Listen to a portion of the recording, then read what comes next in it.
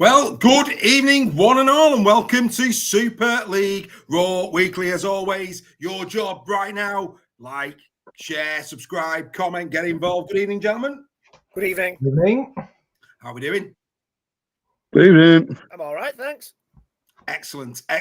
Some fine merriment then this evening. As always, just say a few hellos to the people coming in. Callum's already with us, as is Matty Sale. Hey, Matty Sale, the man who will become, of course, a Super League Raw member, is in the house. Ryan Birch, good evening, Ryan. Welcome back from your holiday, mate. Lee Partington, very, very giddy at the moment. Looking forward to getting his hands on his tickets. Unfortunately, the Rugby Football League, bit delayed getting them out, but don't worry, Ryan. They are on the way. It's all confirmed. You're going to Wembley. Don't panic, my friend. Peter Mason is with us from Belarus. Greg Roach, the legend, is here once again. We'll keep giving shout outs to our, of course, membership as we go through the evening. Right, there's only really one place to start, gentlemen, and that is probably the ins and outs. We'll go with the ins and outs first. First and foremost, Tommy Makinson confirmed on the move to the Catalan Dragons.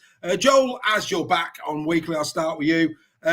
Is Makinson a good enough replacement for Tom Johnston, who has been announced this evening alongside Mike McMeekin as confirmed for Wakefield 2025? Is Tommy Makinson an adequate replacement for Tom Johnston? Yeah, I think so. I don't see that he's at the end of his career in the sense of playing wise. I think he's still got a few years left in him with the quality that he's got. So I think it's a very good replacement. I think many teams would have him on his current form that he's had over the past couple of years. He's last year he was sensational, of course, going back to Wakey. And Wakey announcing that Johnston and McMeekin have signed. Greg, two very, very solid signings for Wakey, who expect to be back in Super League. Yeah, great signings. Yeah, McMeekin, consistent. I like him. He can play proper, can play second row. I can't help thinking Wakefield might have got the better deal out of that one. But going to what Joel says, Makinson is a good player still, can kick goals as well. Yeah, bit injury prone. That's he has been, not at the moment, is he? Yeah. No, but he has got an issue with injuries at times throughout the season. I think Wakefield would be highly delighted those two signings going into next season. Greg Roach saying Steph's not got the memo for 80s neo-colour leotards this evening. Always the height of fashion on Super League Raw, Mr. Roach. You should know better than that. Steph, your thoughts on the ins and outs there that have been announced, Wakey and Cats? Yeah, I mean, Meganson's coming towards the end, but I think like Josh Charnley showed at Leigh, they can still do it at that age. Good luck to him. He's been a superstar of Super League, so if anybody deserves a swan song, it's him. I think McMeekin and Johnson are great signings for Wakefield. They need to build a Super League side that can, compete, and they've got the new owner there, the new stand. They're getting fantastic attendances in the championship. So I think the drop down has done Wakefield the world of good. Yeah, absolutely. And they're building strongly for next year. There's no doubt about it. Right then, gentlemen, it has also been confirmed within the last few hours that John Cartwright will be Hull FC's new coach from next season. So without further ado, let's hear from their new coach.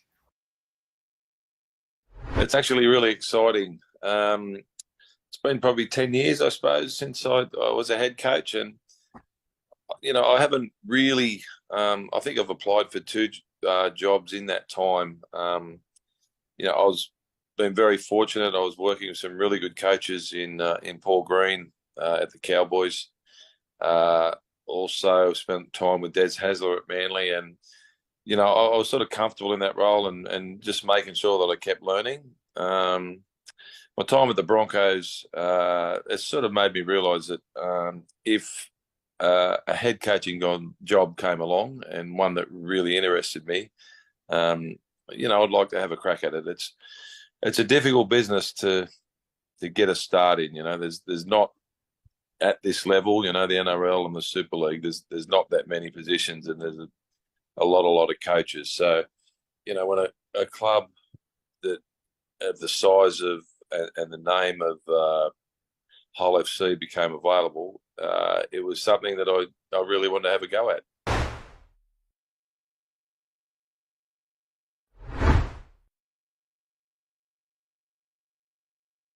So that interview is available in full on Hull FC's YouTube channel. But anyway, let's get to know him. For those of you who don't know John Cartwright, obviously he has been a Australian international. He's played in Origin as a player, but as a coach in the year 2000, he was awarded just before going into coaching the Australian Sports Medal, quite a distinction that for him. And then in 2001, he was the assistant to Vicky Stewart at the Sydney Roosters. In 2004, he was the USA coach for a test match against Australia. And then his big move came in 2007. He was the inaugural coach of the newly formed Gold Coast Titans.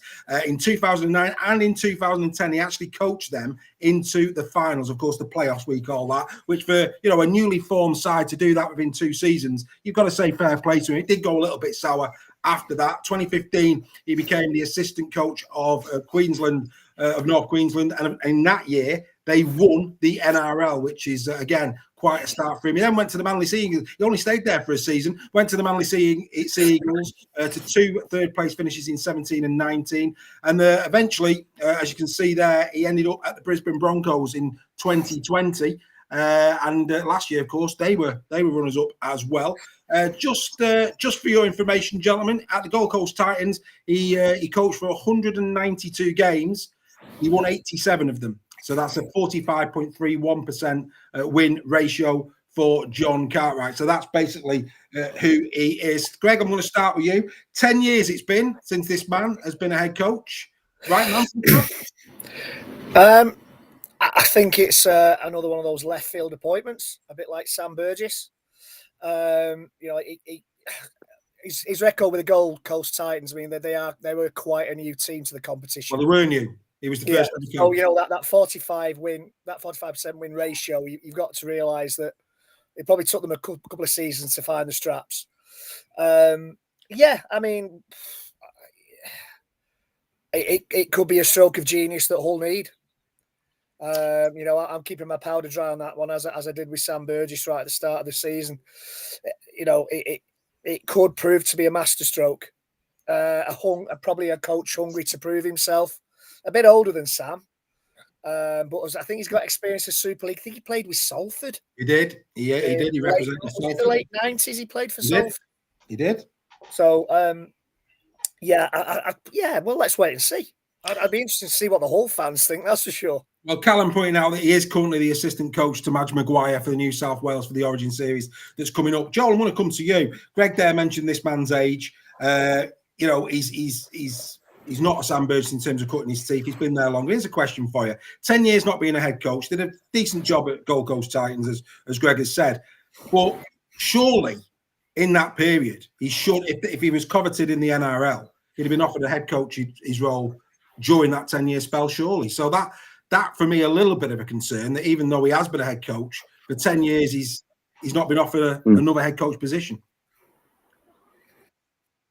Exactly. That's just the thought I was thinking myself when I was looking through them stats. and a good majority of them have been assistant coaches. The difference between him and Sam is that Sam has been revered as such an awesome player. And he's assistant coaching, even though it's been short, it's been under a very good structured side that's been in the NRL and successful for quite a number of years. So for Sam to come in and do what he's done, that's based off him being such a good professional at playing rugby and having that knowledge under some really good coaches. My only concern is for Cartwright that he's been out of the game like that for so long, in the sense of a head coach role. It's a different mammoth, and especially coming to Super League, he's not used to that coaching. So it's going to, like Greg says, it is a bit of a left wing one, but different, in the sense of that he's got a lot coming up to him, and I hope that he's ready for it, because the whole fraternity aren't going to be kind to him if he's not giving up the goods from the start. Yeah, I think, unfortunately, a little bit on that. I think in terms of the likes of Burgess, we've had Justin Holbrook, we've had Madge Maguire, we've had loads of coaches come over. Steve Price at Warrington, to name but a few.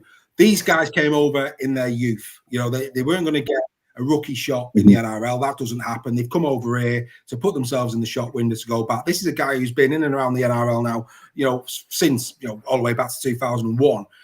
He's not coached for 10 years. Look, at the end of the day, we know Australian coaches tend to do well when they come over.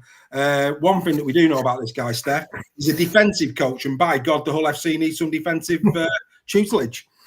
Absolutely. I mean, it's one of those. I don't really know loads about the guy, so I'm kind of going to reserve judgment a little bit. But what I would say is, if you are assistant coach at Brisbane and you are assistant of the New South Wales side, you must have something about you, and also the head coaches must see something in the way you coach as well.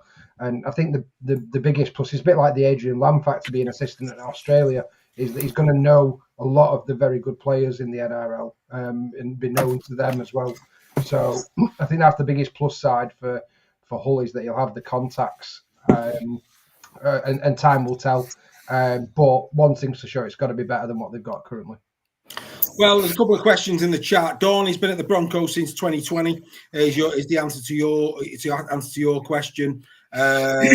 And Callum, I think Callum had a question. He's coming from the Broncos. Yeah, he is. So he's been there since 2020. Look, at the end of the day, we'll have to wait and see. Good news though. At least there's at least it's a step in the right direction. It's been confirmed, and that should please the Hull FC fans. Yeah, and if he's studied under Ricky Stewart and Des Hasler, then oh yeah, if a bit of that magic rubs off on him at Hull, then the Hull fans will be laughing. Well, yeah, I think unlike all those others who came over and they were trying to build a reputation, I think there's a bit more, like I say, one, he's going to Hull FC. Two, I think there's a bit more pressure because he has got a wealth of experience. This is not a coach who's cutting his teeth. So I don't think he'll be given as much time than if they'd have gone for a rookie coach, if that makes sense. But, we'll wait and we will see. The thing as well is,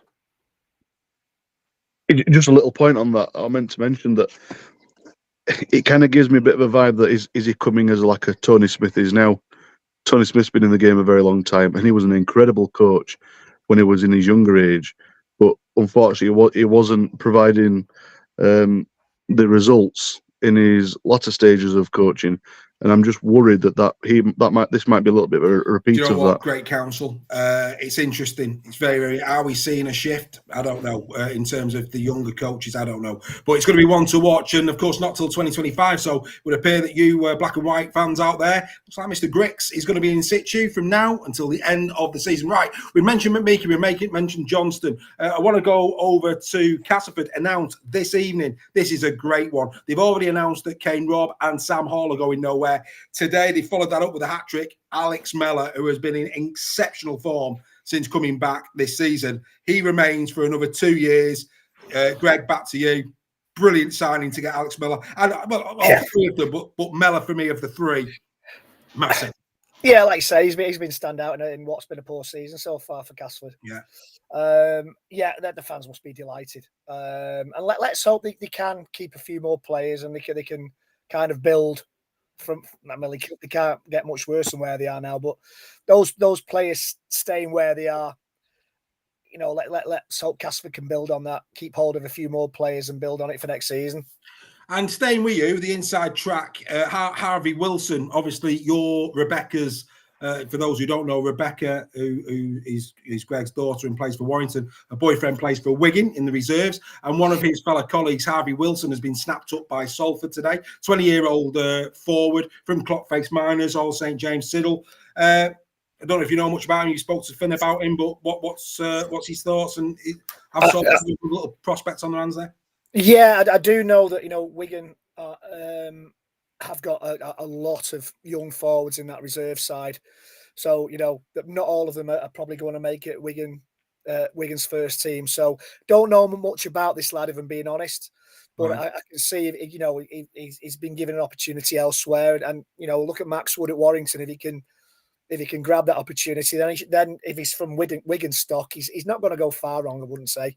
No, I wouldn't say either. Right, Steph, I'm going to come to you. A lot of activity over Leigh Leopards, first and foremost. In fact, no, the obvious question I'll ask to Joel, and then I'll bring you in on the not so obvious questions. Joel, Adrian Lamb signed on, remaining at the Leigh Leopards. Probably got a few extra quid by Corty and Hull FC along the way. But this is great news for Steph and his comrades at Leigh, isn't it? Joel, are you playing? Brilliant. It's going to keep... Brilliant. It's going to keep... Yeah. Can you hear me? Yeah, go on, mate. Yeah. Can you... Yeah, go on. Yeah. Okay. It's like Eurovision. It's gonna make it's gonna make he's got a big reputation now, not just within Leigh but within the whole league, probably the world. So I think what's going to happen is that the players that are the big name players that they want to keep, they'll be able to keep them and retain and get some new exciting prospects that they may not have been because of who he wants to play under him, because his coaching style is very pleasing to the eye. Yeah, absolutely. And look, now we're going to go to Steph. Lots of ins and outs. Gareth O'Brien staying a Leigh Leopard. Announced today, Amon is off to the NRL at the end of the season. That pretty much is breaking as we speak.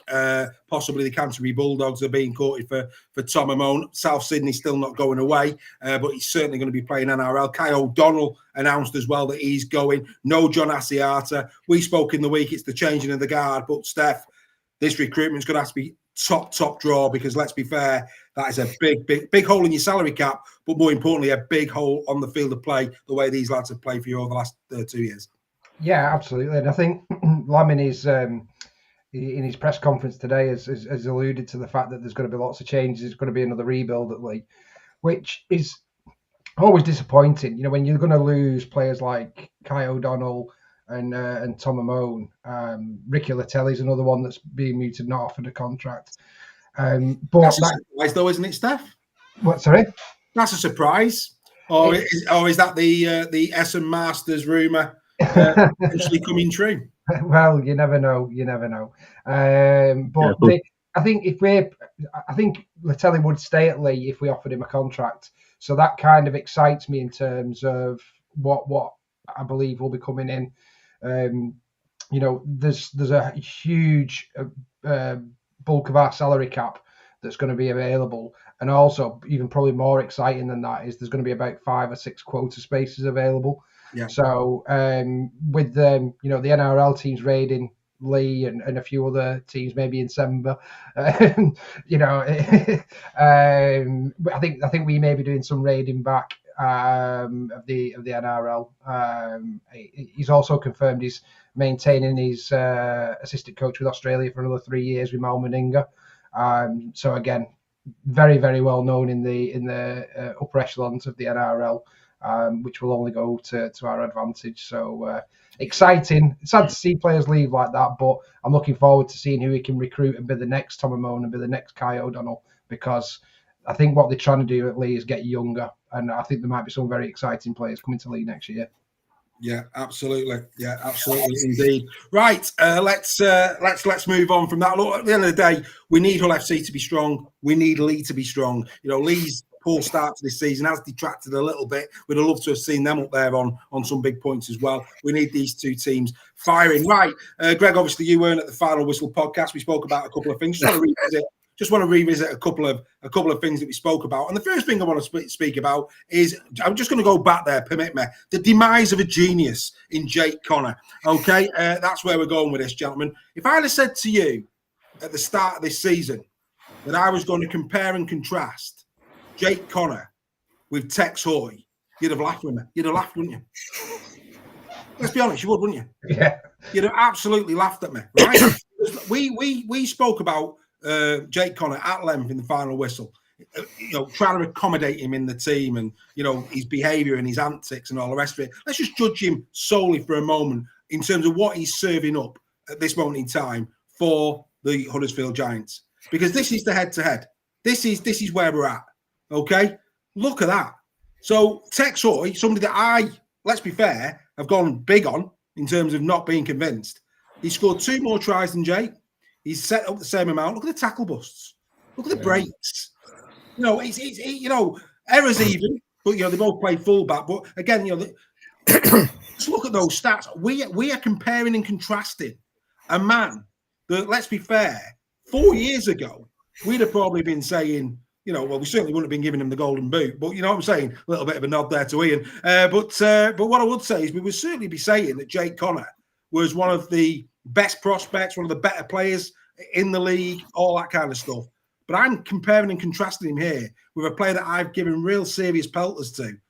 And let's be fair, Jake is pretty much not living up to Tex Hoy standards in a poor Hull FC, poor Castleford Tigers team. And one thing that we can say is Huddersfield, despite the results, have got far better personnel than Hull FC and Castleford. And yet Tex Hoy is playing better than Jake Connor. So over to you, Greg. Thoughts? Yeah, first of all, apologies for not being on Final Whistle, but I would have been talking broken biscuits. So I celebrated that win hard. Sorry, guys. Jake Connor is an enigma, isn't he? I think he had the potential to be up there. And when he first burst on the scene, he had the potential to be up there as one of the greatest rugby league players we produced. I think he's not been lucky with injuries. And I was thinking about this because I had a feeling that this will be discussed tonight. And I think he's probably frustrated with the fact that he can't perform as people have expected him to do. And that brings the red mist down, if you like, or his need to be to niggle and to poke the wasp's nest. I just wonder if he's a little bit frustrated that he's never reached the standards that he was capable of for whatever reason, injuries being something like that. But you know, he has certainly not lived up to his potential. Jake Connor. It's a shame, really. It really is a shame. Well, Ryan Birch, he's got in. Good evening, Ryan. Of course, proud member of Super League Raw. They need to drop him, play somebody like Flanagan Jr., who's got a bit of speed like Will Price.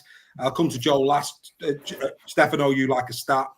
Were you surprised when you just saw that in terms of how well Tex Hoy compares to Jake Connor's output this year? I was amazed, to be honest with you. I think it's a fantastic stat, that, just to back up an argument. And I know like Joel earlier on in the season was defending him as you would for one of your own players, kind of thing. But I think it's got to that point now where even his teammates are getting sick of it. Huddersfield. I think Ryan's absolutely right. I think he should be dropped now. And I think the biggest problem with Connor is I think he's believing his own hype. And I think he's got it into his head that he can do whatever he wants and undroppable. Maybe, yeah. And he's for me, it's a bit like the Mikey Lewis one. But the difference is with Mikey Lewis is he's backing it up on the field. He's earned the right to give that bit of grief and be that kind of play. A bit like Sam Tompkins used to be a bit of a wind-up merchant with it, But they're that good, they can kind of get away with it. Whereas Connor's not backing his performances up to be able to do that for me. But I think the biggest problem for Jake is that who's going to want to sign him? So if Huddersfield release him, where's he going to go? Absolutely. Alex there saying that Ian Judson's already texted him. He wants the stats recounted. He wants it to go to a recount. Does Ian? Happy days. But no, look. I mean, like I say, I was sitting here. You know me. I like to back up our arguments. And I thought, you know what? There's no point in comparing Connor to Duffy, Wellesby, Field. There's just no point. Not now. No, not now. No, but I'm on about in terms of doing today's show. It was like, right, who's the fullbacks in the bottom part of the league? And straight away I thought, Tex Hoy. Tex Hoy replaced him at Hull FC. And when I put it together, I was like, well, there you go. There you go. Joel, I know you were very frank and honest on Sunday in the Final Whistle, mate. You probably won't have seen that before I've done it tonight. Does that just add weight to the fact that perhaps Watson needs to be strong here and get him out the side for a while? Yeah, of course it does, yeah. Facts don't lie. The stats don't lie. And what we're seeing isn't lying either.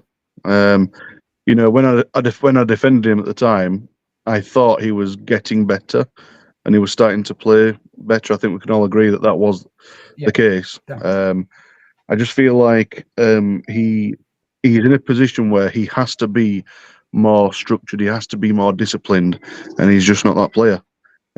He wants to be able to do things a bit, risky sometimes. As a fullback, you can't do that. So if he was playing at 6, he'd have that opportunity more. But like you said, you can't accommodate a player with the attitude that he's showing. So for me, I've been thinking about this throughout the week. Who would I have as a replacement? I would have George Flanagan Jr. because the promise that he showed at the Bulls, yes, okay, being in the Championship, fine. But we've seen how many players have come from the Championship, gone into Super League and absolutely lit it alight. So I think it's time now for someone like George to come in and show Jake just how he should be acting.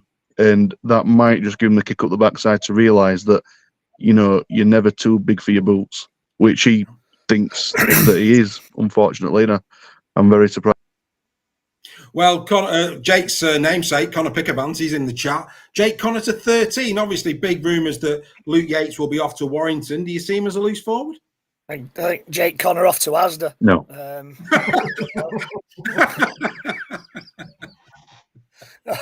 But somebody put in the chat there: is he the most overrated player in Super League? That was Craig. Yeah, Craig Rugby. Yeah. He probably is, but as I said, he had the potential, and that's the frustrating thing with Connor. He had the potential. Well, that's a shame.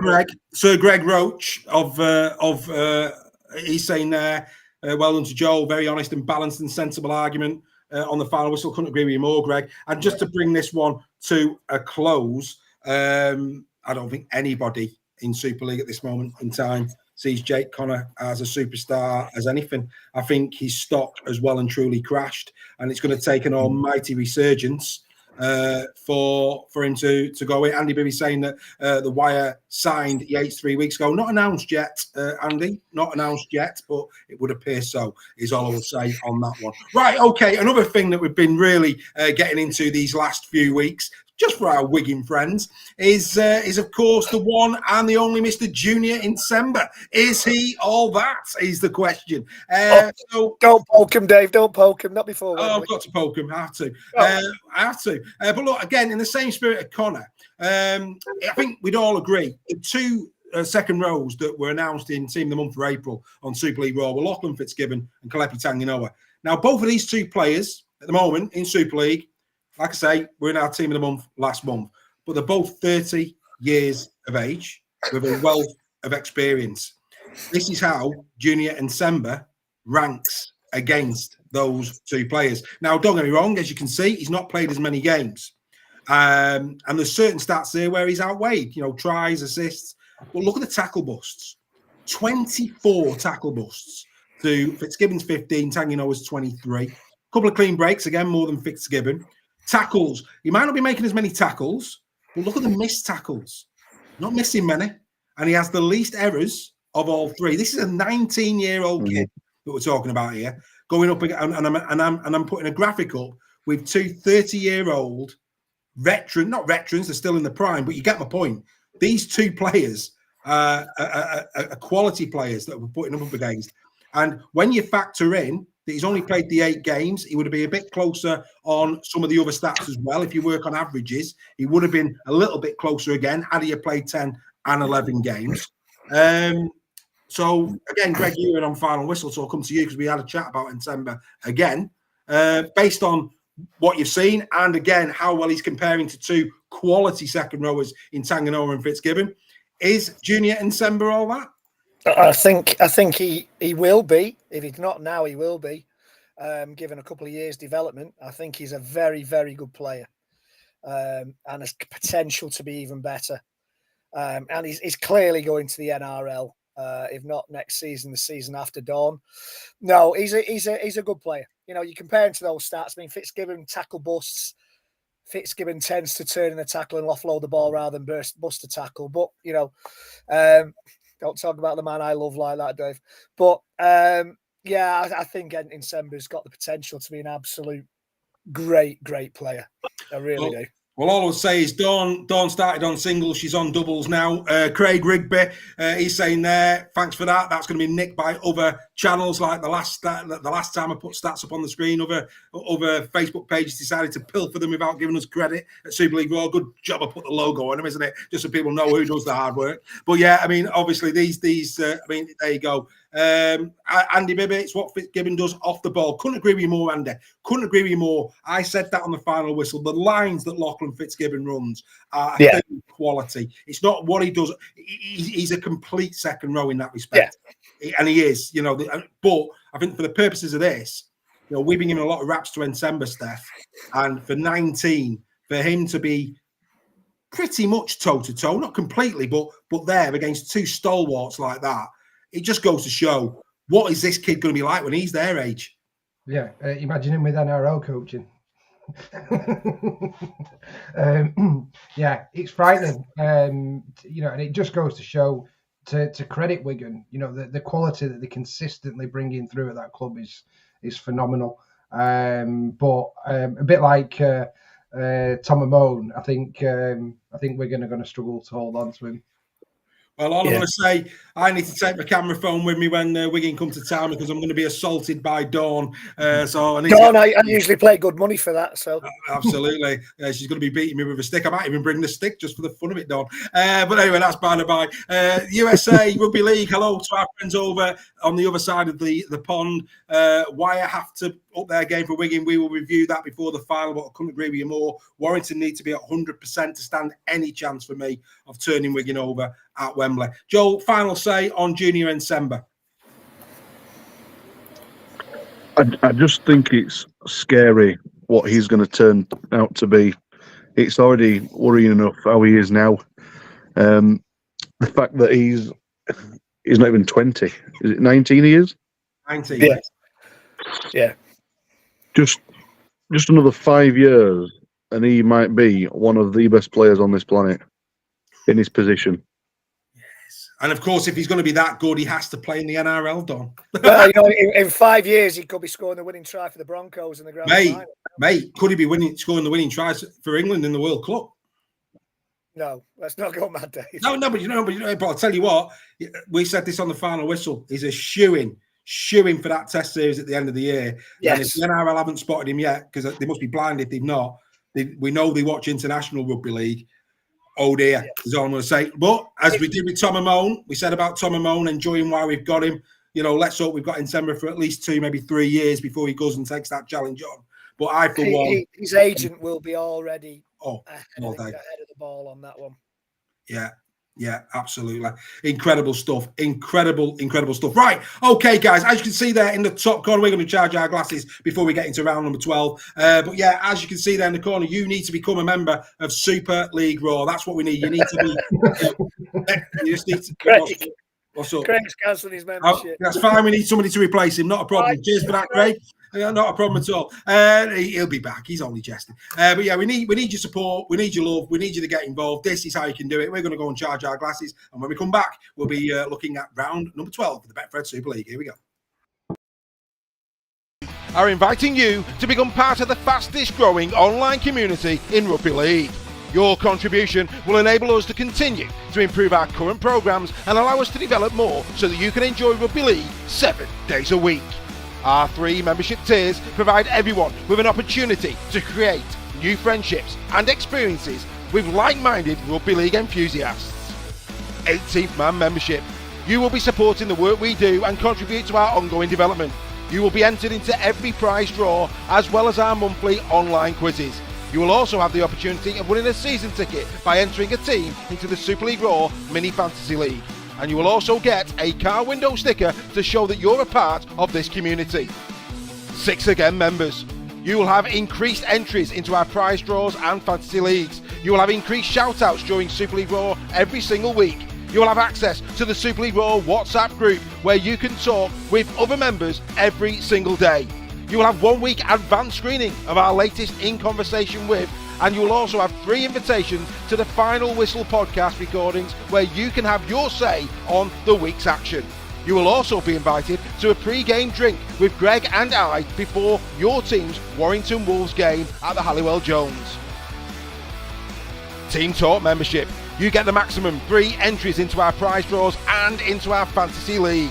You will also have the opportunity to submit your question to the latest In Conversation guest, and you will be invited to every Final Whistle podcast where you will become a star of the show alongside the Super League Raw team.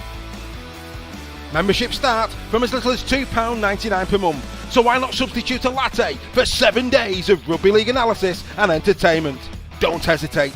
Visit Patreon now and become a part of the fastest growing universal rugby league community online.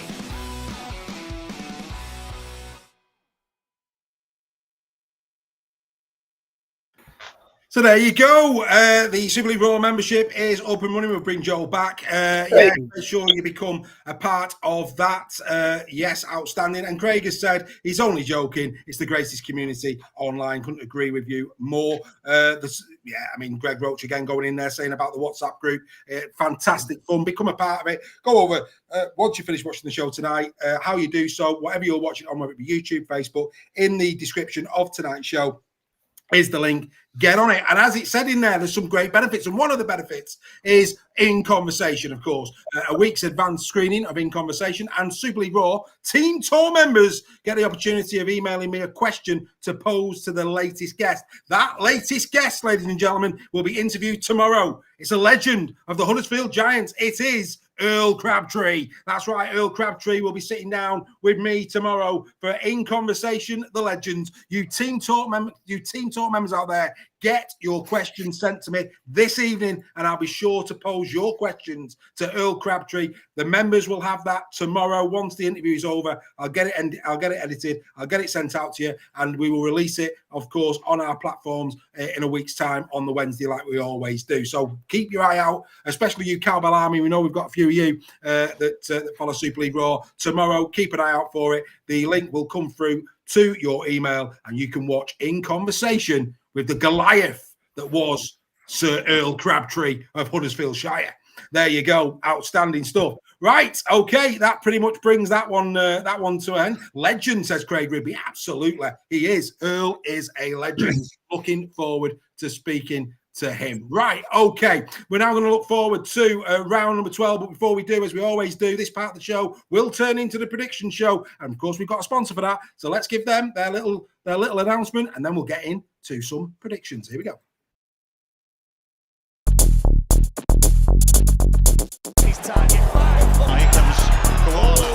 Love that crunch. Let me add a little bit of spice.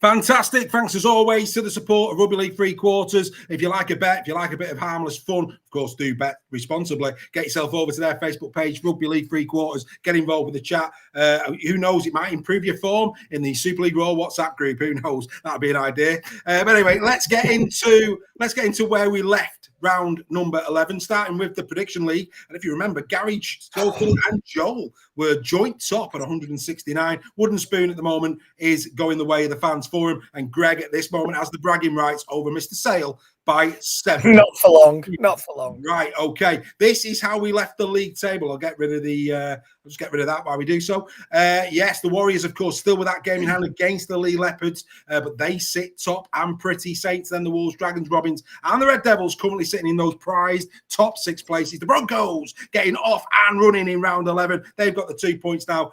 Of course, they're off and running. Fantastic to see at the bottom of the table. Right. Let's get in. Some mouth-watering fixtures, boys. These are the fixtures. There's some belters in here. Huddersfield Giants, after that, let's be fair, rampant Warrington win in the semi-final, they welcome the Leopards. We all know what current record the Huddersfield Giants have got at home. Sorry, Joel, I shouldn't giggle, but you know it is. Let's be fair, quite barren at the JW. It says JW. Let's rename the stadium the John Smith. I'm getting giddy. But yeah, the Giants. Well, they take on a resurgent Leigh Leopards. Then the Tigers go up against Hull FC. That'll be an interesting game. The Saints go up against the Rhinos. Dragons, Wolves, the final of the trilogy, of course, unless they meet again in the playoffs. The last time they'll meet. Can the Dragons go 3-0 against the Wire? The Red Devils, very close, if you remember their last time out when they took on the Warriors at the Salford Community Stadium. The Warriors return, and Broncos take on the Robins, another team who, quite frankly, did not have a very good Challenge Cup weekend. Let's go through these in order, starting with the Giants and the Leopards. And here we go, head to head. The last 5 meetings between these two. Joel, happy days. You're leading 3-2. That's right, 3-2 in the last 5 games between you and the Leigh Leopards. But look at the form guide. As you can see, 3 losses in Super League there for the Huddersfield Giants. Going into that game against Warrington, that would be a 4th loss if you were to count it. As for Leigh, Well, since the players have been coming back, their form has been gradually getting better. It's 8th against 9th. It couldn't be closer. The attacks, pretty close, but the defence going the way of the Leopards. But surprisingly, the bookies have the Huddersfield Giants favourite 5-6. Couldn't believe that when I saw it. Right, the ins and the outs. Andre Savelio could feature Chris Hill, as he said before the game on Saturday. 50-50. Will he get his game back? Will he be back for this one? Question. Still out, Harvey Levette, Adam Swift, still to be concerned for how long for. And Matty English, of course, HIA, he will miss. That's a big loss in the front row. Maybe that will mean Chris Hill will return for this particular game. Gareth O'Brien expected to be back unless Steph knows different. Dan Norman as well. He should be back as well in contention. Still no Nathan Weil. Keenan Brand still out. Well, yeah, I mean, the big ones, that's the Arta really in terms of the rest that are going to be out for the Leigh Leopards. So I'll come to the boys last. I'll start with you, Greg. Huddersfield. Am I not a boy? No, the boys in terms of their teams. My apologies. I'll come to those two last because they're going head to head. But, sir, you're a man of distinction. Anyway, let's move on. Huddersfield against Leigh Leopards. I mean, Huddersfield can't be as lacklustre as they were against the Wire. Can they? I think I'm going to put, I know we've been accused of this in the past by certain people. I'm going to put my primrose and blue glasses on here and say, I don't think Huddersfield were that bad. I just think Warrington were that good. And Huddersfield were coming back into it in the second part of that first half. If they could have put some points on there, it could have been interesting second half. Having said that, I think they'll be flat. I think they will be flat. I think Leigh have had the benefit of a week's rest. Doesn't always work out in a team's favour to have a week off. But I just get the feeling, I'm sorry, Joel, or should I be apologising to Steph? But I think Leigh 9-17 on this one. Yeah, I mean, look, I think for me, I know what you mean about momentum and weeks off. I just think this probably come at a good time for Leigh, just to get a bit of freshness back into the come back. Swift is a huge. It's massive, mate. It's massive, mate. It's huge miss. Yeah, I mean, what a player! And you know, even on one leg, he still kept his try scoring streak going. Yeah, absolutely. Yeah, and you know, if he'd have caught that ball early in the first half, it's all ifs and buts, isn't it? But if he'd have caught that ball and scored, it brings it back to 12-6. It's a different ball game. It is a different. Yeah, there was a period there before the Walker try. I completely agree. You know, they had a little bit of a renaissance. Craig, just for your information, Steve is a member of Super League Raw. You know, if you're going to badger anyone, you badger Matt Sale. That's the one that's the one you're going for, Craig. Give Matty a load of grief. Speaking of Matt, there he is. O'Brien's still a week away. Let's just go through a couple before I'll bring Steph in first because he's away in a moment. But yeah, I mean, you know, here they go. John Wilson saying Leigh 18 plus in there. Leigh by 40, Paul Bourne. That's a big shout. As always in this part of the show, I've seen her somewhere where he's clapping. He's Mr. Sale. He's waving. He's waving. Well, is he waving? Well, hopefully that means he's joining, which would be very nice. He'd be very well welcome. Let's have a quick look. Robert Hickson, Leigh by 12. I did see it. Where was she? She's in it somewhere. My apologies. Whilst I'm looking for her, because I've definitely seen her. I think Stephen Cartledge makes a fantastic point, Dave. Which is, only Wigan could have lived with Warrington. No, that he agrees with me. All right. It's Nicola Burton. Well, that's who I'm looking for. Nicola always comes in at this part of the show. Nicola, another proud member of Super League Raw. She's got 18 plus for Leigh Leopards. Well done, Nick. Good to have your company, as always, on a Tuesday evening. Right, Steph, you're away. Getting a bit of form, win. For you. Let's be fair, your last outing was... well, quite frankly, it was a bit of poetry, really. First bit of poetry this year, I think. It was that good. Catalan run it close, but I thought you were magnificent against Salford. Confident, Steph? Because, of course, you're going to be in Joel's company for this one. Well, first things first, our Matthew's getting some shout-outs, considering he's not a member. Well, I wanted to put him on the screen just so that you could see what he could have won. I mean, everybody will deal with Matt. Matt is being dealt with. It's not a problem. The boys and the girls of our membership, you know, they'll keep probing him. You carry on, Steph. Good. Yeah, I mean, I think that we did need a week off. You know, it's one of those where because of the injuries we needed a week off, but because of the form, we probably didn't want a week off. I agree. Against Salford, we were close to our perfect game as we could have been in that game. I think Swift missing, if he is missing for Huddersfield, is massive. And I think English as well with the HI is big as well for them. Chris Hill has been out for quite a while now, hasn't he? So obviously you wouldn't expect he would be 100% coming back in if he's coming in. And obviously Huddersfield's home form has been horrific, really, if we're being honest. It has. So they're probably going to give us a good hiding now, aren't they? No, I just said that. No, I am quietly confident. If we play to our potential, this could be classed as bullying now, Dave. I know. He's a good lad, Matt. He knows it makes sense. Go on, Steph. Do you know what I might do? I might get it in for his birthday without him knowing. Yeah. I'm spoiled the surprise now, Steph. Yeah, it's coming up 20 July, I think it is. Perfect gift. 21st of June. 21st of June.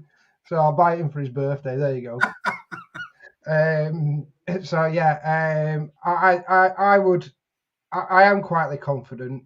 The biggest thing for me is I'm going to be in Joel's company very kindly in this one. I'm going to have a good day with my mate there. But I've gone Leigh 9-17. I don't think it'll be as comfortable as some people are saying, and I think there will be some. Watson's going to want a performance to cover what happened at the weekend. So I do expect a reaction from Huddersfield. I'm just hoping we've got a bit in us. So. I'm not even bringing that up on screen. That's it. It's done. It's over. It's all over. Lorraine saying as well. Alex Sharpley 1-8. Tony Pennington. Hello, Tony. How are you, mate? Hope you're well. Leigh 9-17. He's going. A lot of love. I don't think I've seen anybody go Huddersfield, and when you consider we've got the likes of Ryan Birch has gone Leigh 9-17. A lot of cowbell army in the chat. None of them going the way of Leigh, and this is where Joel surprises you because he's going to go for the Giants, aren't you, Joel? I'm going to make this very clear. Maybe There's not a fibre in my body. There's not a fibre in my body, and as you know, there's many of them, that tells me that Huddersfield are going to win this game. I don't even know why we're discussing it. There's going to be a slight bit of resilience. I mean, if ever there's a picture of a demotivated Leigh 9-17. What 9-17 to Leigh? I mean, I'm going to change my prediction. Huddersfield 18. I'm only going for Steph. I'm only.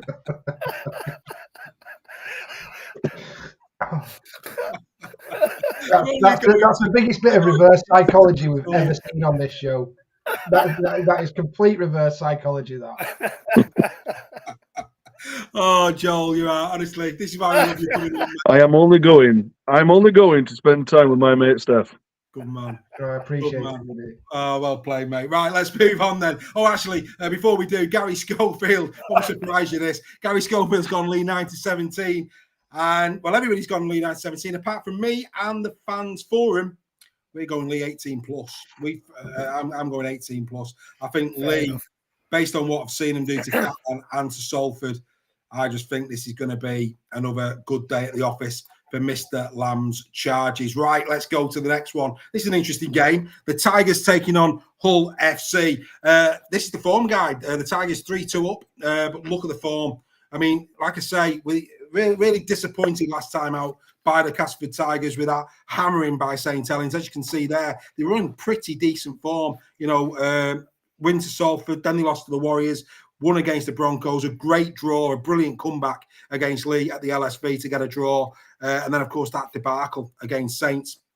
As for Hull, they can't buy a win. Just one win all season against London, and that was a scrape as well. It's 10th against 11th. The attack, I mean, it's quite frightening, isn't it? 184 to 100, 122 points in 11 Super League games. That is not good viewing if you're a Hull FC fan. Both defences leaky. You expect that based on where they are in the league. Tigers 4-6, 13-10.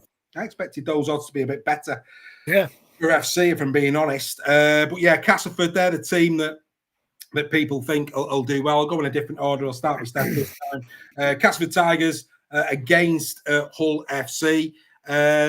Your thoughts on this one, Steph? All I can say on this one is I'm going for my mate Callum.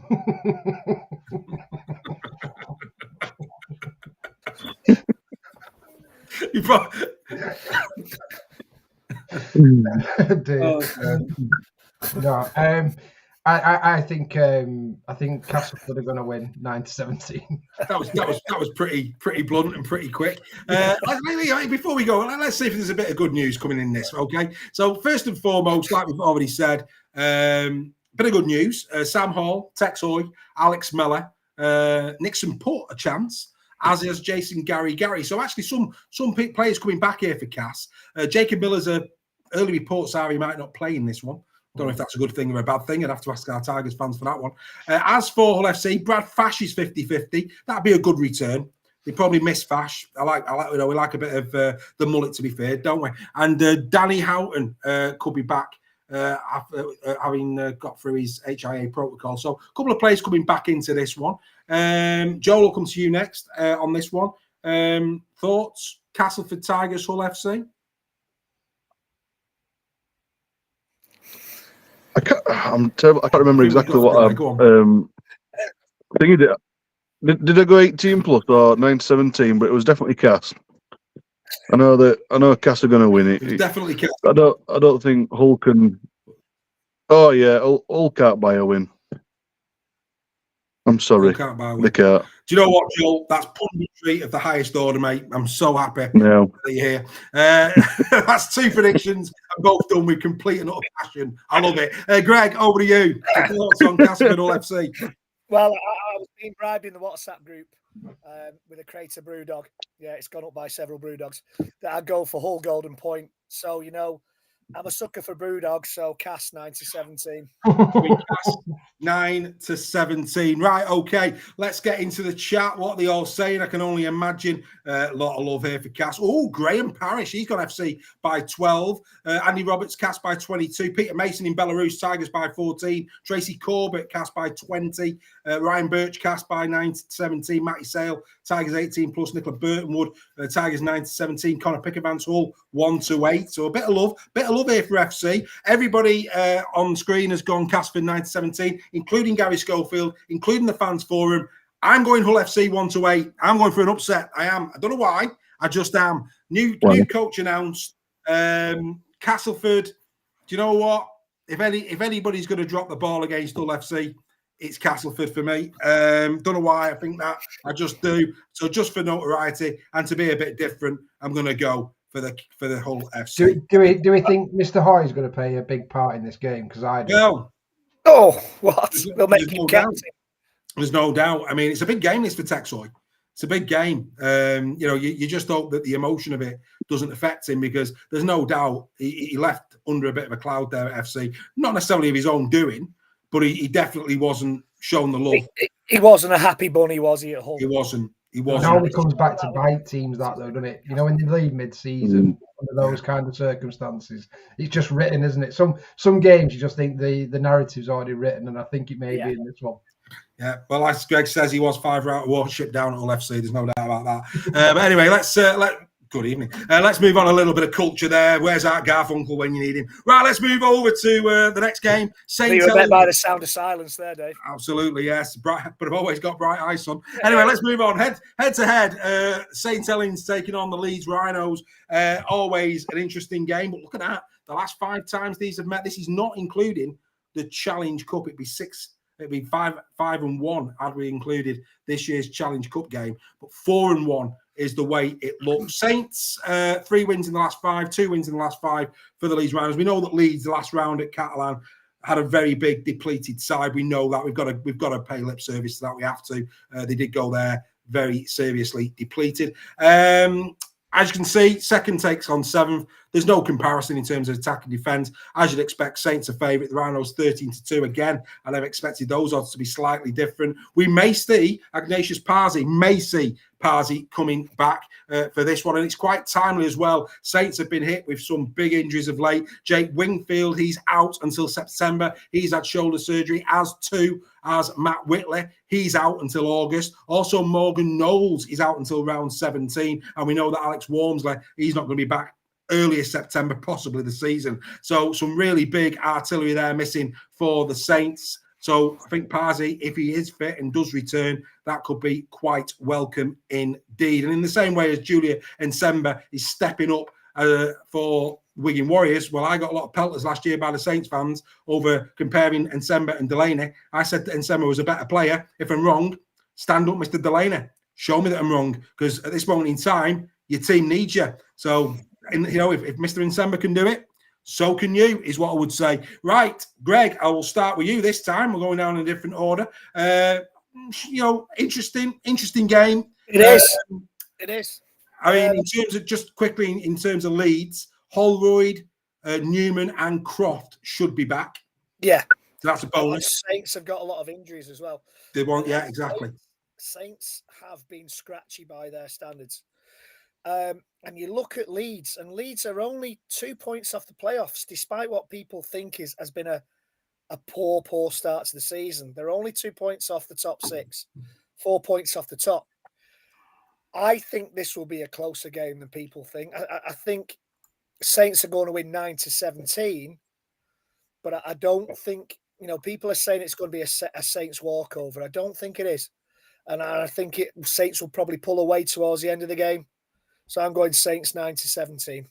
Well, Dawn Baker says the same. She thinks it's going to be closer than people think. She's gone Saints 1-8. Tony Pennington, Saints 9-17. Ryan, Saints 9-17. Back to you, Steph. Saint Helens against Leeds.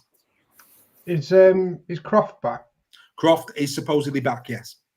So that means, are they going to drop Frawley, do we think? I would expect so. There's much of a boost that would be for Leeds. I don't think the bookies are often wrong. That massive odds that for Leeds to get a win, isn't it? Huge odds. It's worth a fiver of anybody's money. Yeah. Well, I'll probably back it because it'll lose. So sorry, Alex. I'm having Saints 18+. I think they're going to put a show on. Yeah. Well, I mean, do you know what? I'm not being funny. Isn't it wonderful that all the games this year have shown live? Because this would have been one of the two that Sky would have picked. It always is. And I think there's better games this weekend, quite frankly. Yeah. I think easily better games. I think on paper, this one always is one of those games on the calendar that you think, happy days. But I think because of circumstance, I just think there's better games out there this week. And fortunately, we're going to be able to see all of those games as well as this one, because we know that Sky do like a bit of Saints against Leeds. I think Cass and Hull will be a great game for different reasons. I do, mate. Completely different, and it wouldn't have got shown. No, wouldn't have. I think with the exception possibly of the London game, I just think KR will be, and we'll get to that in a bit. They'll be smarting, but with the exception of that, I think it could be really interesting, really interesting. Ryan Birch, Saints 9-17, Rob Exon 9-17. Andy Roberts gone Leeds by 2. Joel, if you start talking now, by the time I'm finished, you should have started.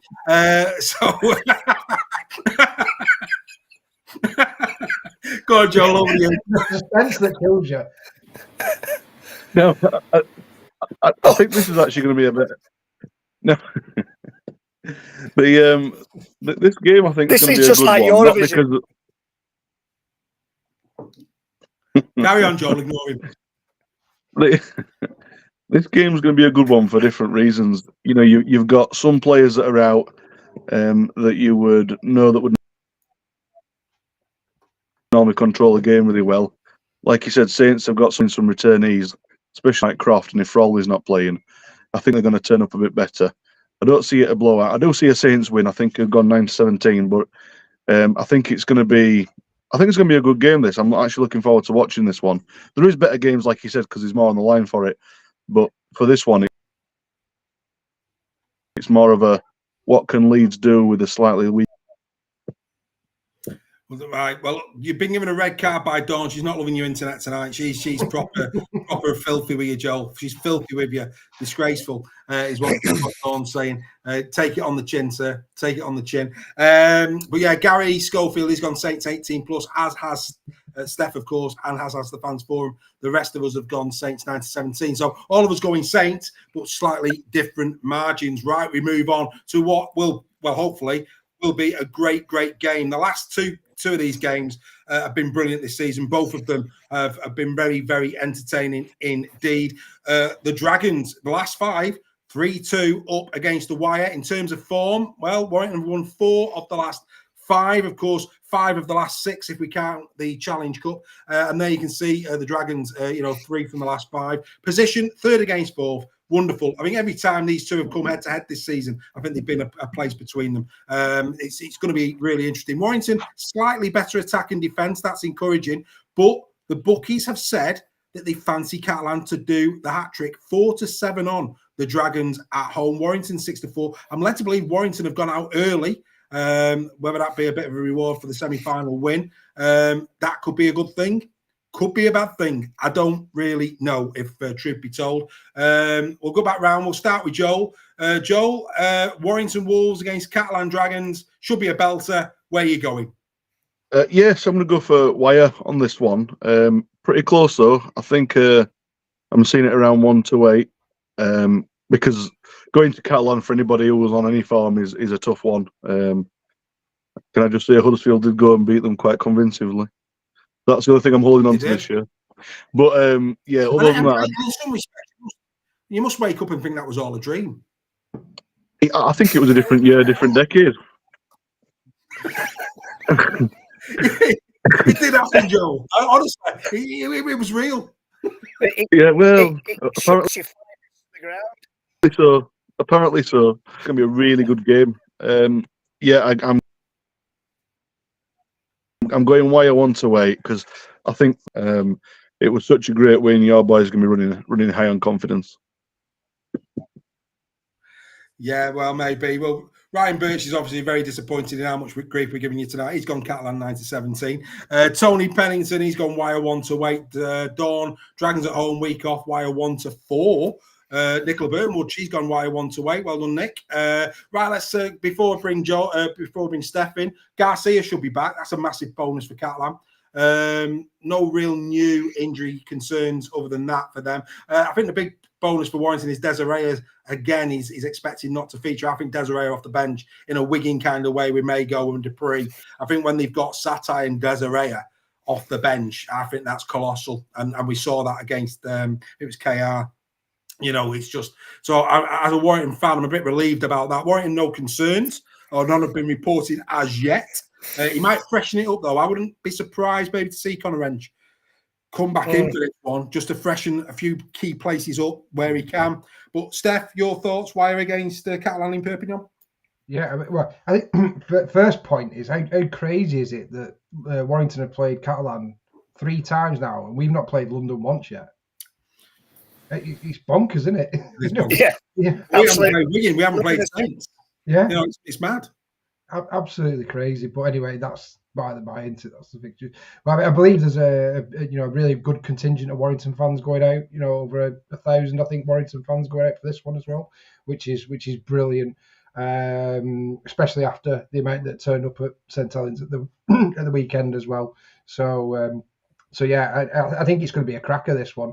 I think that they're so evenly matched, these sides. They seem to really, complement each other in attack and defence. And I just think it's going to be probably the game of the week for me, this one. I think it's going to be an absolute blinder. I think going out there early is a stroke of genius by Burgess. Well deserved for the players just to think, and obviously to get acclimatised as well to the weather and all that kind of thing. I think the longer you spend out there, the better. I know that doesn't work for everybody, but I don't think there's anybody that's gone out on a Tuesday before. And I've heard of teams going out on a Thursday. So as long as they're going out there, not partying, which I'm sure Burgess wouldn't have them doing that. I think if they've done it for the right reasons, then I think they're good enough to get the win. I've gone Warrington 1-8. I do think it'll be close. But I do think you're going to get the win. Yes. So what score are you going? 1-8. You're going 1-8, the wire. Right, okie dokie. Greg, can Catalan get the hat-trick? Well, I got a good telling off on Saturday while I was queuing for beer. Yes, thank you, the Glass Horse, for putting 2 bar staff on. While I queued for an hour for beer, I got a good telling off that I should always back my own team. And obviously my celebrity status was used to get somebody to the front of the queue. But let's not name names.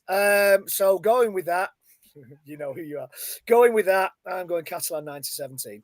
Yeah, Catalan 9-17. Because for the reason I think Sunday, despite a dominant performance, will have taken a lot out of the tank.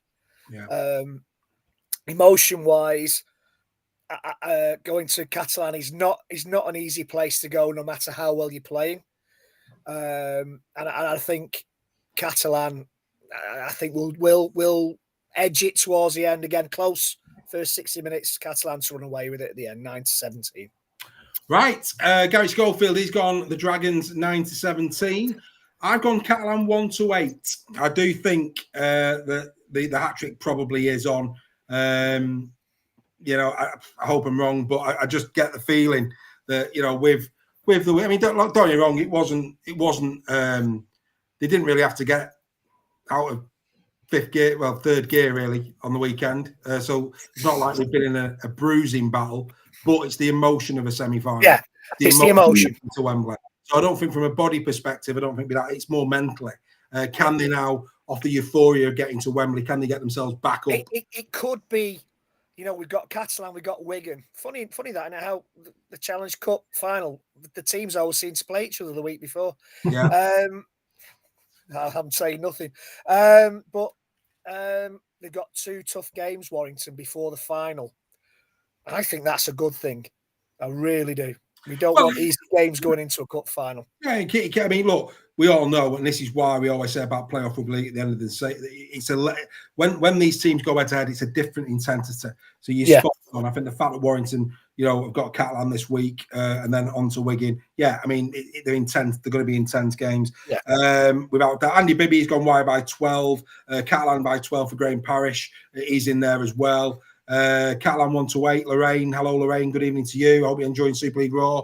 I'm sure you will be. But yeah, look, it's one of those. It really is a down the middle job. This the fans forum have gone Catalan 1-8. I've gone Catalan 1-8. Greg and Schofield Catalan 9-17, and Steph and Joel going Wire 1-8. It should be a belting game. Can I back you up on something, Dave? Go for it, Chief. It definitely is about the mind and not the body, because there was nothing that we put on to test your body at all. The most that you had to test was to wipe your brow from 8. Well, by all accounts, mate, Joe Wicks is going to be there against Lee. He's going to do a warm up before the game, just so that Lee get a sweat on.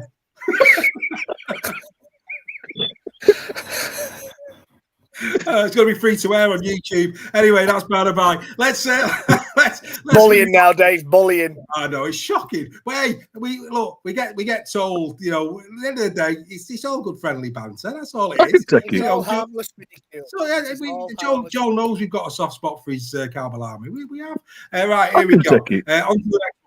On to the next one. The Salford Red Devils taking on the Wigan Warriors. Of course, these have met already this season, as you know. Brilliant game that, other than Mark Sneed's moment of madness, I think Salford could have gone and won it, quite frankly. Those were different times. 5-0. I mean, that's quite damning, isn't it? The last 5 times Wigan have played Salford, 5-0. Not bad form, Salford, coming into this one. 3 wins. Of course, lost last time out to...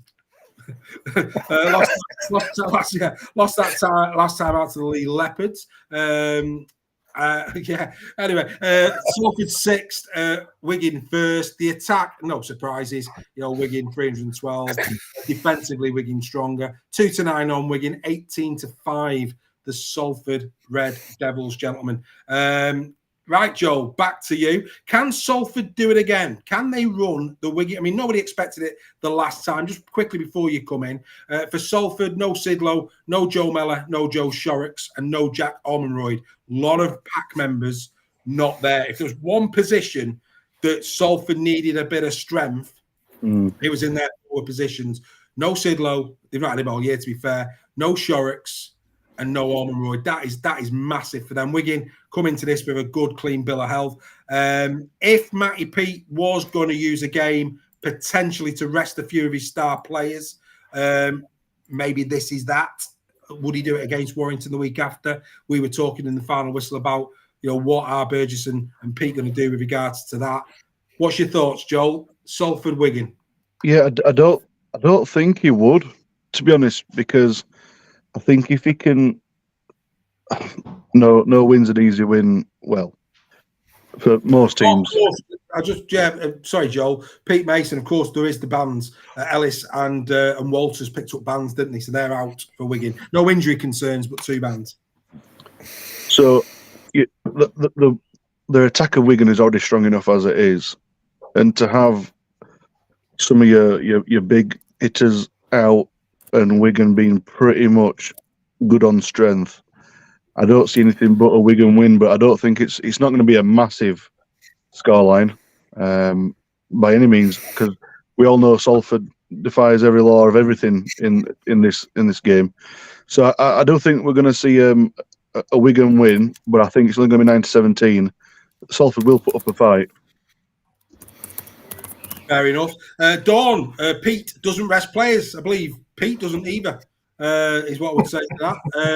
I don't know. Don't know who Pete is, but yeah, certainly Matt Pete probably doesn't rest players. Got Kobe McGilvey saying it was lovely to meet you fellas at the weekend. Big shout out there from Kobe. Good to have you with us, Kobe, as always.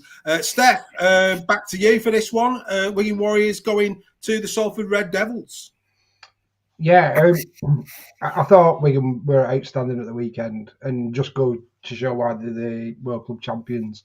I think Salford are going to be up against it. They're going to be looking for a bounce back from what happened at Leigh the other week.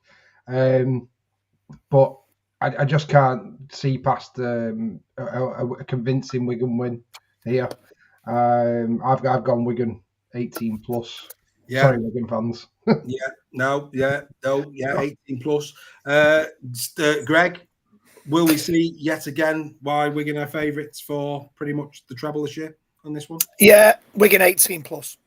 Simple as that. I've gone Wigan 18. Me and Reggie are back to them. That's it. To be fair, Joel's gone 9-17. We've all gone Wigan 18 plus, as has the fans forum. This will surprise you though. Gary Schofield, Wigan 1-8. Is he basing that on the earlier season? Don't know. With the drop out by Sneed, weren't it? When they yeah. Is it at Wigan? No, this is at Salford. Salford again. Yeah. It may be a bit. I just can't see past Wigan putting a score on him. No. I don't think Matty Pete will rest anyone. No. I think he'll be resting. I think an agreement may well be come to next week between the teams. Let's hope so. That some players, Paul Vaughan, please, because the match review panel, they've already got a 10-match ban lined up for him for wearing a Warrington shirt. So, I think this is not the week that Matty Pete or Sam Burgess rest players. No. And Nsemba's going to be playing for his NRL contract as well, isn't he? This is it. He doesn't want to miss a game, Nsemba, in case. No.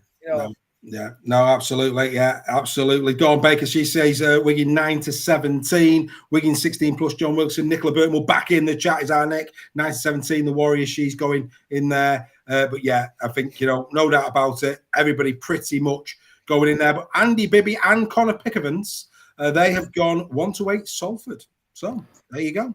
Bit of love for Salford. Who else has gone Salford there? Somebody else has gone Salford as well. Salford 1-8, Craig Rigby. Oh, behave, Craig. Do me a favour. What's Craig said? Craig's obviously not had enough shout-outs tonight. He's going silly now in the chat. They are, Craig. I'll even put you on screen, love. There you go. You get your fill, my friend. You get your fill. That's attention-seeking at his best. Unbelievable. Absolutely scandalous. Anyway. Craig, if that happens, give us the lottery numbers for next Saturday. Yeah. Oh, dear me. Oh, dear. Right, we go. Oh, dear me. Peter Mason's got in quick. He's already gone. He's gone KR by 32. He's even being precise. Let's get to the final game of round 12. And it's this one. It's London against Hull KR. Of course, these have played each other this season at Craven Park. 50 points to 10. The Robins won. Brilliant win last time out. The Broncos off and running a far sterner test, taking on the Robins, it has to be said. It's 5th against 12th. I mean, again, look at the forward against there. Every conceivable stat goes the way of KR. 10-1. The Broncos 25-1 to 25 on the Robins. It's hard not to see that, gents, to be fair. Dean Purata good news for London. He should be back, as will Lavelle. Two good, important players for London. And Josh Rourke may be back, is what they're saying. Maybe back. Wow. That'd be huge. That would be massive if he was back. Still no Emmanuel Wayne. We're not going to see him until July. Oliver Gildart, he's still out. Dean Hadley, Kalepi Tanginoa, and Joe Burgess expected to be out. So you think Hadley, Tanginoa have been quality in the second row. Hadley played at loose against Warrington. I thought he played reasonable as well, if I'm being honest, at loose forward that night. No Gildart again, but that's fine. Opposite can slide in there, no issues. But Burgess, who's been in great form, that's a miss. That's a miss for them on that right-hand side. But that said, Greg, you still wouldn't bet against KR to bounce back in style in Wimbledon. Well, the same as Huddersfield. I think KR will be flat. They're missing a few players. And London will be absolutely buoyed by that victory. I mean, it wasn't just a close game. They battered Hull, really. They'll be buoyed by it. If they get those players back, they will be a lot more of an opposition than they have been. Having said that, I'm going Hull KR 9-17. Yeah. Well, Don Baker saying that. I don't think it'll be a blowout by Hull KR. I think they will be very, very flat after that performance in the semi-final. You know, we say Warrington outplayed Huddersfield. Wigan absolutely outplayed Hull KR. They'll be flat, and I think London will put a good performance again. But I think it's KR's game 9-17. All I'm going to say, Andy, I don't know what you're drinking, but send me a pint of it. I mean, never in a million years. KR are after top six, mate, and there's no way they would forego a game. They don't need to laugh at FC more than they are, mate. They're more than comfortable with FC's predicament. FC can finish bottom all by their own. They don't need anybody else's help. Well, that's contentious, but yeah, maybe. Nicola Burtonwood back in again. Hull KR 18 plus has said our Nick. She's going KR. London by 2, says Dawn Baker. That's an interesting one. Craig Rugby 9-17 KR. Steph, your thoughts? I think Dawn's doing a Craig there, a bit more attention seeking. As good as London were against FC, KR are a different proposition, aren't they? Completely different proposition. And especially after the semi-final, you know, Willie Peters is not going to accept anything more than a ruthless display here. But I do think London will be buoyed by the win, and I think they're going to put in a really, especially in the first half. I think it might be a lot closer than people might think in the first half, but I do expect KR to run away with it in the second half. So I have gone KR 18 plus, but I don't think it's going to be a 40-50 point game. I think it's going to be 26-6 maybe, something like that. But I fully expect London to put on a bit of display in that first half, especially. Fair enough. In true Facebook fashion, Kobe McGilvery has gone fishing. He's telling us it was his birthday last Friday. Come on, show him the love. Get happy birthday in the chat, guys. Get happy birthday in the chat. Kobe there, going fishing for birthday candles. Good lad. Right, Craig, over now to Joel. Joel, you have the final say on this. KR against London. Earth to Joel. I've gone same as Steph, 18 plus, but I don't see it being a massive one. Willie Peters isn't going to allow his team to put out a performance like initially, because they're going to be finding the feet. They're going to be careful, but then once they find the, going to go in the second half and they're going to put in a few tries together, and it's going to then become 18 plus. But it's going to be a close one at half time. There'll be one score in it with me half time, I reckon. Yeah, everybody bar Greg are going 18 plus. Greg going 9-17 KR. That was his official prediction. 9-17 KR. Everybody else is going 18 plus KR. Dawn Baker saying it's Kobe's 18. Kobe, if that's true, it's clear that we have a stalker on our hands in terms of Dawn. I do apologise for that. Not quite sure how Dawn knows that. Stalking. Well, Kobe, next superstar on the wing. Yeah. Yes, could be. Yeah. You know, get your posters ordered now, girls. Absolutely. Well, Colby, if you've forgotten, I gave you a hug for your 18th birthday on Sunday. Yeah. Right, okay, guys. Look, we always go out with your questions. So, in order to do that, what we're going to do now is we're going to remind ourselves who the top performers of Super League are. We'll do it a little bit different, giving you a bit of time to think of a really good question to put to the panel after 11 rounds of Super League on the eve or on the cusp, should I say, of round number 12. So, here are the top performers after 11 rounds of Super League. Get your questions in the chat. We'll have a little chat around them before we finish tonight. Here are the top performers, just for your pleasure. Here are your top performers after 11 rounds of the Betfred Super League.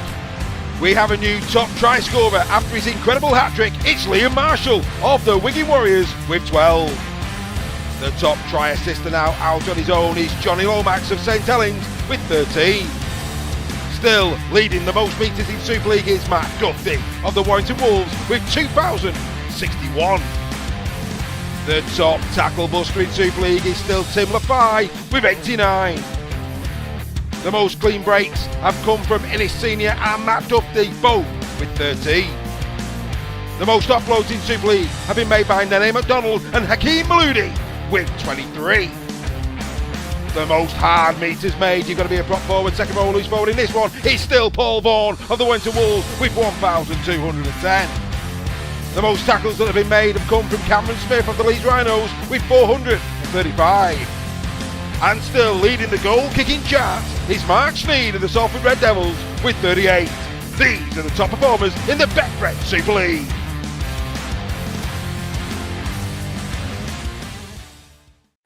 So there you go. They're the top performers in the Betfred Super League. Still waiting for a question, but what we have got is that Colby is the talent 100% by Mr. Roach, and Mr. Roach knows a rugby league player when he sees one. So no pressure there, Mr. McGilvery. We hope to be seeing you on the wing very, very soon. And speaking of McGilvery's, incredible, wasn't it? Liam Marshall's in conversation, the plaudits, Joel, that he gave to Mr. McGilvery in that episode. It was really nice, yeah. It was really graceful, I'd call it, because Jermaine's not really had as many raps as what some players would have had in his position, just based off the club that he's played at all his career. Unfortunately, playing like a club like Huddersfield, you don't get a lot of mentions.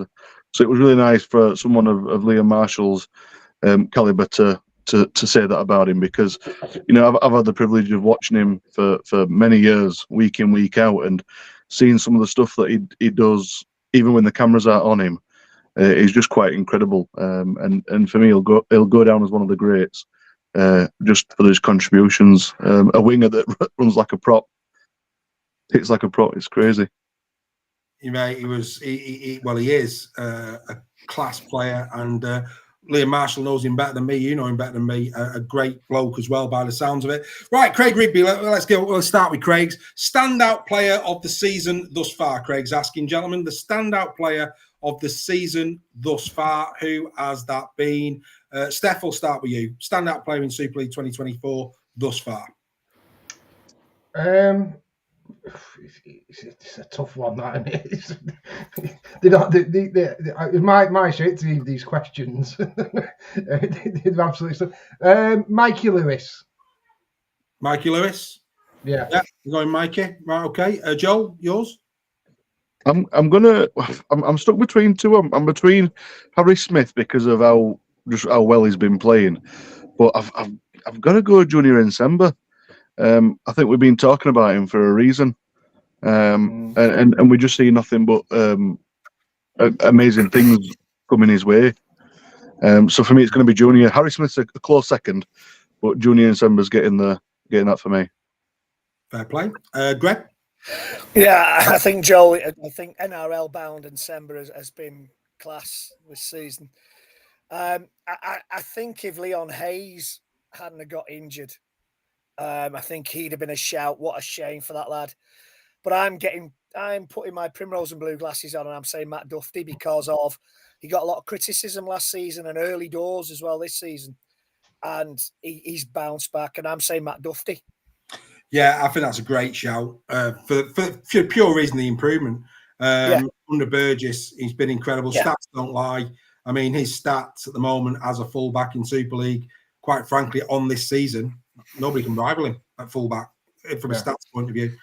Quite incredible. So yeah, do you know what, Greg? For once, fully appreciate your primrose and blue glasses. I can see where you're coming with that one, my mate. My time here is done. He was up there. He was up there. The risk of, but I'm not going to go why.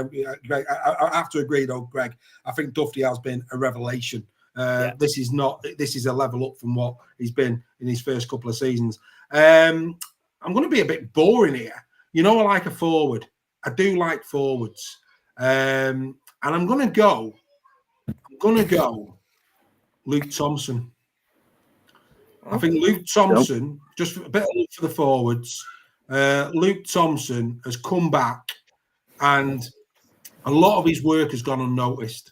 Big minutes, big meters, big tackles. Many people would have thought he was coming back for his last payday. Let me tell you now, he's putting a shift in for that payday. I've been really impressed with Luke Thompson. So I'm going to go Luke Thompson just to show the forwards a bit of love. Right, Dawn Baker, we'll get in there. We've got a bit of time, so we'll go in there. Dawn, the Peta Hiku, no ban for Hiku. I know that Joel's gutted that Connor didn't pick up a ban. That would have probably been a anyway. They thought, do you know what? It's better. Do you know what they did actually, Joel? God's honest truth there. Have you read the minutes from the match review panel? No. Paul said the best way to punish Huddersfield for Connor is to not punish him and let him play. That's what Paul Cullen said. I'm only kidding, man. No, but anyway, Peta Hiku. I'm jesting. Peta Hiku. Ban or no ban? Joel. Ban. Yeah. Ban. Steph? To keep it brief, because we want to get a few of these questions in, because there's some blinders in the thing. 100% it was a ban. Direct contact to the head with the shoulder in a situation where he never needed to do that. It was deliberate. It was cynical. It should have been at least a 2-game ban for me. 2-game ban, Greg? Oh, God, a ban all day long. Yeah, it was. It's unnecessary. And it's not as if it's subtle. It's not as if it could have been missed by the officials or the MRP, whatever they call these days. It's not as if you could miss it. It's telegraphed. He could have sat down and phoned the RFL and said, "This is what I'm going to do next, guys. Keep a lookout." It's that telegraphed. And, this is Chris Kendall. I'm surprised the cards didn't set on fire in his pocket.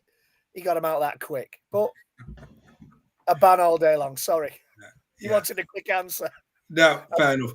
Mike Irving, he's asked a question in there. I think it was a ban as well. How about an English team of the week rather than the generic team of the week to gauge the form of England players for the mid-season international? I'll tell you what I'll do, Mike. Join Super League Raw membership. And on the weekend, the week after the final, because there won't be a team of the week after the final, I'll do an English team of the week season so far, just for you. But, hey, if you want me to put that work in, mate, you've got to contribute. So contribute, and you can have your English team of the week in a couple of weeks' time. Can't be any further than that, Mike. Would you agree, boys? Yeah, that'd be brilliant. But like I say, these things don't just happen. Get signed up, and the more Mr. Kane makes sense. Yeah, you ask, I will do. But these things don't just happen. A lot of time, blood, sweat, and energy go into it, mate. And it'll probably take me, a bit of time to analyse that as well. So you're asking me to do a fair bit of work, that, mate. Because what I don't do is I don't pick names out of hats, and I don't just sit there for 10 minutes and put it together. I analyse the lot. So if you're asking me to analyse English players in Super League, to put an English Super League team of the week together for you, my friend, really, you should be a member. I'll just leave that out there in the ether, is what I would say. Consider yourself told, sir. Consider yourself told, indeed. Right. We're going to finish with this one. Next week, keep getting them in there. But John Wilson, I don't think we've answered one of John's yet. John, question time. What is your most memorable moment since you started watching Rugby League post Super League? So this is the Super League era. So in the Super League era, what has been your most memorable moment in Super League? That's a hell of a question, that one. Right. Just so the other guys can have a little bit of thinking time. Just a little bit of thinking time. I'm gonna go there. I'm gonna put my primrose and blue glasses on for a moment, if I may. My most memorable moment in the Super League era, other than my team winning a couple of cups, was probably Andrew Johns playing for Warrington. You know, I never ever would have thought that Andrew Johns would have played in Super League. To have him represent Warrington and that game against Leeds, that Warrington team was not a good Warrington team. And that night, Andrew Johns just took them up 2, 3, 4 levels to get a win against, at a time, let's be fair, a golden generation Leeds Rhinos. Warrington, you go and check your stats, go and check the starting lineups in that game. Warrington should have been nowhere near. But Johns that night, his kicking game, everything about him, it was just a pleasure to watch live in the stadium. So I'm going to go Andrew Johns. Somebody's going chat. They're laughing at something. Something's in there. I'll have a look and see what that is. Steph, over to you. What was the question, just so I get it right? So basically, you're in the Super League era, your most memorable moment. I thought there was two. There's not two things. Can I do two? Yeah. So my first one is very, very biased to the Sale family, but seeing my granddad kick off the first ball at Leigh Sports Village when the stadium opened against Salford is probably my most memorable and proud moment. And seeing Leigh win the Challenge Cup at Wembley last year was the stuff of dreams with my family. Yeah, absolutely, mate. Yeah, absolutely. Yeah, can't really blame you for that. Greg? I'm going for two moments as well. Go on. I'm going for Lee Breer's drop goal at Headingley. Nice. Yeah. And I'm also, do you remember the ill-fated World Club Championship where all the Aussie teams came over? Yeah. And we all went over to Australia. The first game, and it was at Wilderspool, and it was against the Eels with Ettinghausen and players like that. And the teams came out, and the Fletcher Street end exploded with flags and with songs, and it was really emotional. And that's what stands out to me. That was, you know, we've had some emotional times in the Fletcher Street end, mostly while we've been picking our teeth up. But, you know, those are the two standout moments. Although it was an ill-fated competition, it was just, you know, a special moment. And the Lee Breer's drop goal at Headingley to take us to the semi-final against Bradford, where we almost won against the odds as well. So, yeah, those are my two standout moments. Yeah, as you've had two, I'll come to you in a minute, Joel. Keep thinking, mate. As you've had two, I think as a child, and we're about to relive it, Wigan Warrington Challenge Cup final 1990. I remember going down in my uncle's van back in the day when health and safety wasn't a problem. He had his own joinery business. He had a Ford Transit, and basically we always sat in the back of it. True story, this. We all went down to Wembley in 1990 in the back of a Ford Transit on chairs, yeah, playing cards on the way down. You won't get away with that now. My favourite memory was the Mike Gregory try. Everything about that try that day was. Believe it or not, I was there, Dave. Yeah, I was right behind the sticks, and seeing, you know, let's be fair, he was, you know, in the same way that Hulk Hogan was the perfect wrestler with his blonde locks and all the rest of it, Mike Gregory was the perfect rugby league player on it. He just had that look, didn't he? And when he went off on that run and he under the sticks just before half time, gave Warrington a hope. You know, at half time, the Primrose and Blue were hopeful that day. Wonderful, wonderful moment. You know, a 12-year-old kid with his family at Wembley for, well, not the first time. I've been a few years before, a few seasons before that. But yeah, that was a highlight for me. Joel, not Super League era, Dave. No, it's not. But I'm not being funny, mate. Yeah, just go with it. Joel, back on. I've actually got. I'll make it quick. I've got three: the good, the bad, the ugly. So I'm going to go with the good first. Was back in 1997, I got my first season ticket, and my dad took me to the Giants because before that, we used to go and watch Huddersfield Town play.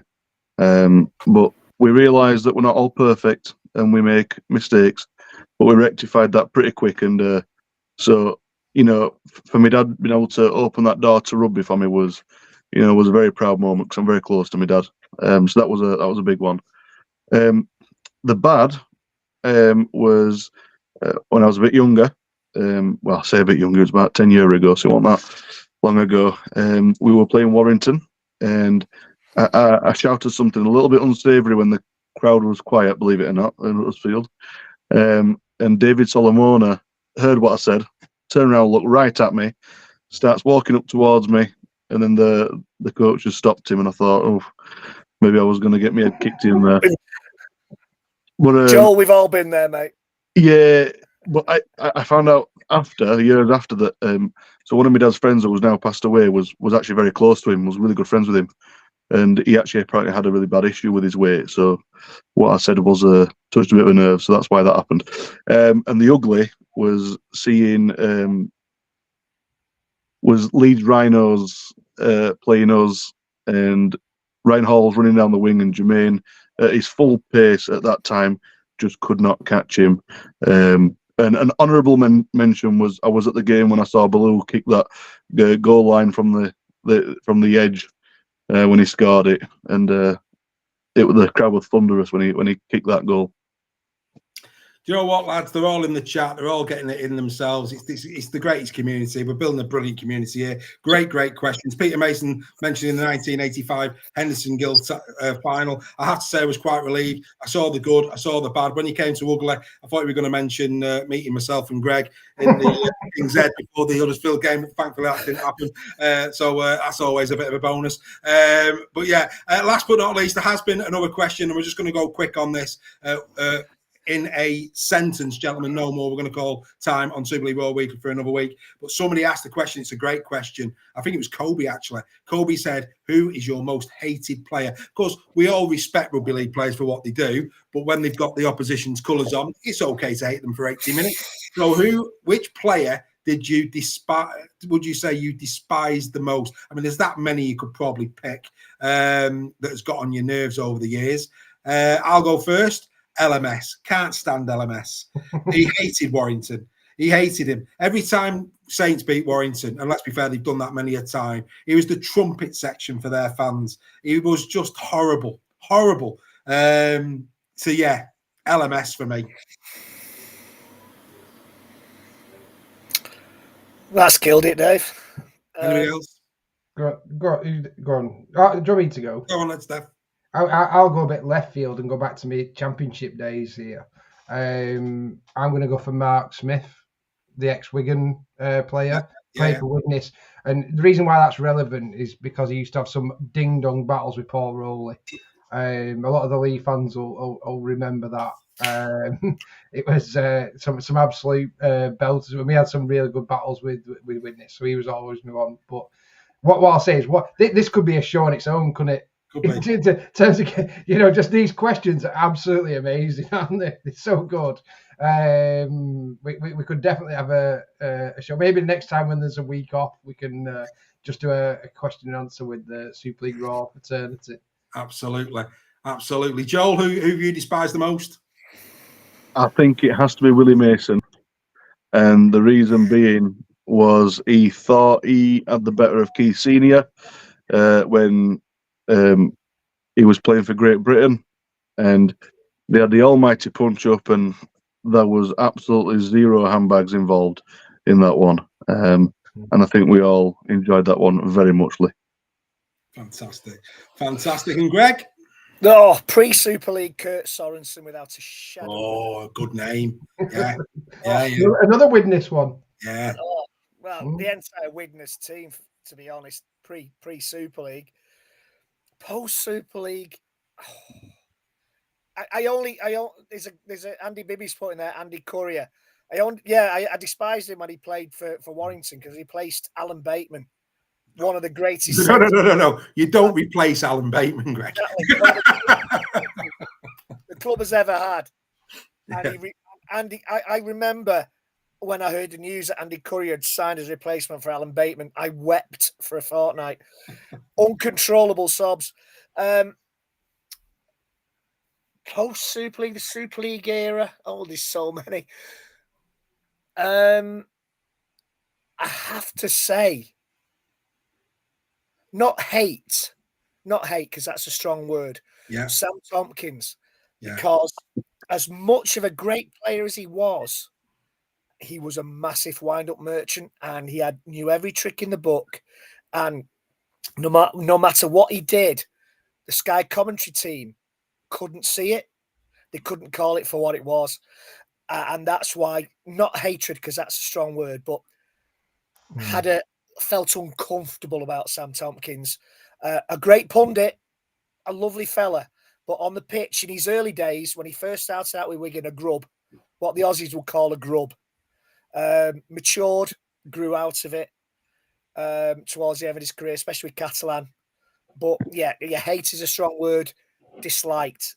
I think in his early days at Wigan, I think what we'd say is, look, there's a deep admiration for all of the players that we've just mentioned. You can't stand them because they're good at what they do. It's as simple as that. Yeah. But anyway, look, really good, really good questions. And I have to say, I mean, you've just gone back to arguably perhaps one of the best 3-4 combinations Warrington ever had, Bateman and Davies. Those couple of years that they had them two at 3 and 4. Oh, it was poetry. Mate, beautiful. One was a tackling machine. The other one just had glorious feet. Incredible stuff. Alan Bateman is one of the greatest centres I've ever had the pleasure of watching in the flesh. Yeah, mate. Do you know what, mate? You're right. You're right. And for those of you who don't know of Alan Bateman, you've just got to, we do call it straight here. Bateman was an incredible centre. Dare I say, there's certain players, and we all know him, and Bateman will go into this might be for another show, as Steph said, but there's certain players who could play in any era. Alan Bateman. Alan Bateman in the Super League era would have been man of steel, without a shadow of a doubt. Terry Newton was my other one. Terry Newton, good player. God bless his soul, but in fact, in true Super League raw spirit, raise a glass to Terry Newton. What a player! Love to hate him. He was a great villain, a bit like Barry McDermott. Hard as nails, punched well above his weight. Yeah, quality, mate, quality. Guys, it's been an absolute privilege. Great chat, great convo. We are, of course, going to be back next week, 8 p.m. live for more Super League Raw Weekly. You know what to do. Scan that QR code, become a member. There's loads of good stuff that's on the way. Don't forget, you members out there, you Team Talk members, get me a question for Earl Crabtree. That interview is coming in the morning. We're back for the final whistle on Sunday. That'll be uploaded on Monday. In the Sheds is back. That's right. More In the Sheds. Maybe they'll be longer than 1 minute 34 this week. Let's hope that they are.